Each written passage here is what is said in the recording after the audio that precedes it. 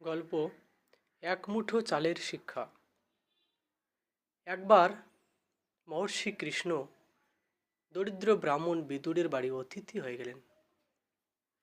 বিদুর তখন খুব গরিব, ঘরে খাবারও ছিল সামান্য।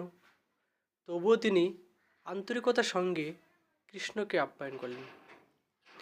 অন্যদিকে দুর্যোধন ছিল রাজা, তার প্রাসাদে ছিল অঢেল ভোজের আয়োজন। তিনি কৃষ্ণকে নিমন্ত্রণ পাঠালেন।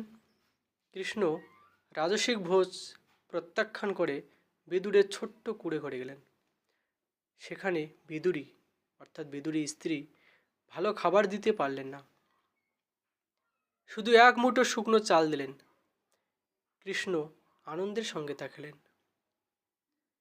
তিনি বললেন, বিদুরের স্ত্রীর এই এক মুঠো চাল আমার কাছে রাজ্যের অঢেল ভোজ থেকেও মূল্যবান, কারণ এর ভেতরে আছে ভালোবাসা ও আন্তরিকতা। শিক্ষা: উপহার বা আপ্যায়নের মূল্য তার আকারে নয়, ভালোবাসায়। আন্তরিকতার সামনে ধন সম্পদ তুচ্ছ।